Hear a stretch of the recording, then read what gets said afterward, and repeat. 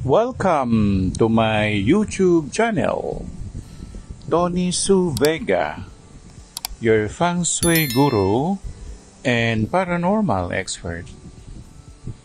Karanasan bilang 7, Mayo 1, 2024. Ngayong araw na ito ay dumalaw na muli ang aking anak na si Cielo at ang kanyang panganay na si Belle.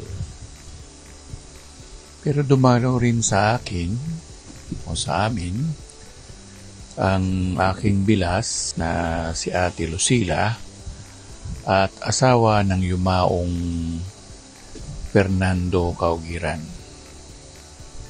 At ang hipag ko na pangatlo sa bunso. Kasi mahirap magbilang dahil yung misis ko, marami siyang kapatid na namatay sa unahan niya. Kasi iniisip ng mga tao, meron kang hanap buhay o meron kang pera.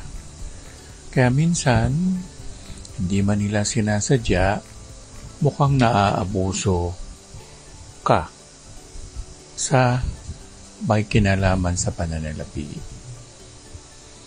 At maraming concern kasi bibili ko ng pagkain yung mga aso, yung 4 na aso, si Joey, si Milo, si Chandler, tsaka si Coffee. Tapos marami rin akong pusa, kailangan kong pakainin yung mga yun. Si Shukri, yung manok, at tsaka yung pagong na hindi na ibili ng kangkong ngayong araw na ito. Kaya araw-araw, mayroon akong iniisip o mayroon kang iniisip para gagawin. Ngayon nga ay araw ng Miyerkules at siyempre, yun ang ruta ko. Pag meron akong kliyente, minimit ko sa Morato, doon sa Tapaking. Kung hindi man sa Tapaking, sa Starbucks Morato. Kung hindi, sa Yellow Cab Morato. Kadalasan doon kami nagkikita-kita.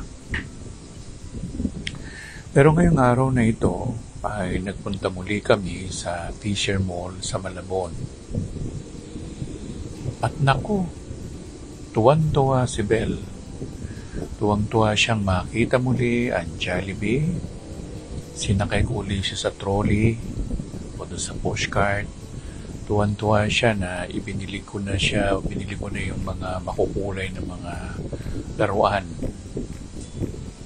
Pero meron ding dumating na laruan galing sa TikTok, yung pusa na si Angela. Pero nandito pa sa amin.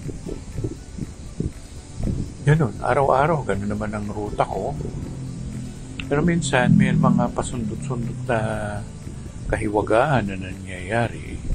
Kamukha kanina, may dumating. Kaibigan nating isang babaylan. Hindi ko nababanggitin ang pangalan na ginagamit niya, pero alam naman niya na ito, minsan dumadalaw rin siya sa YouTube channel natin. At marami siyang ibinigay sa aking pasalubong.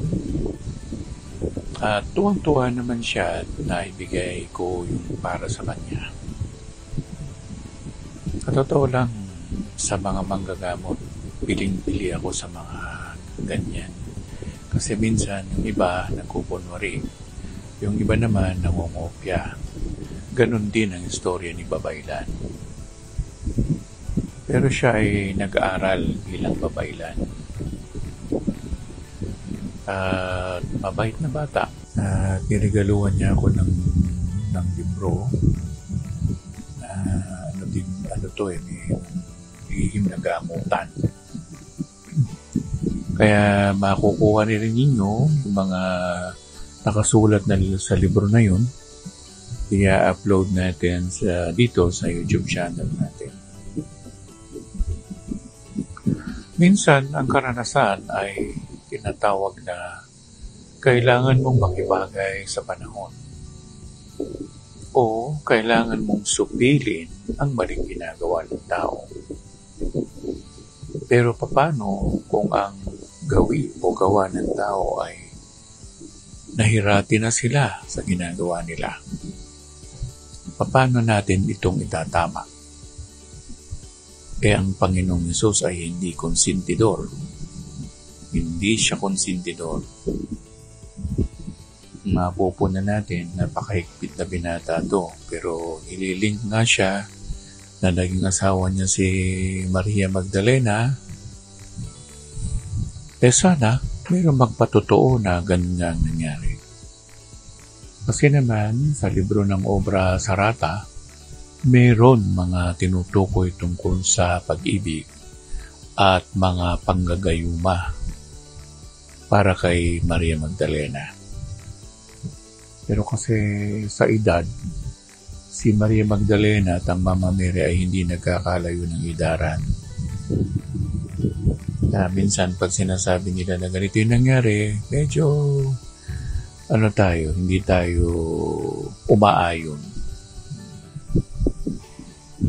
Ano pa ba ang mga kahiwagaan na nagaganap sa mundo? Yan, yung araw. Yung tindi ng araw.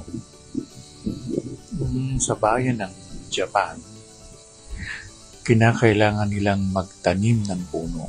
Bakit hindi gawing batas ng Pilipinas ito? Lalo na higit sa ngayon, nararamdaman natin kung gaano kataas ang temperatura o kainit ng araw na tumatama sa daigdig. Tapos, wala pang puno. Walang puno. Sino magsasalba sa atin? Kaya dapat din gawing batas ang nasabing pangyayaring ito. Gayun din yung supply ng tubig. Medyo sa amin napakahina ng tulong ng tubig o ng gripo. So sa araw-araw, iba-iba ang karanasan natin. Hanggang sa muli.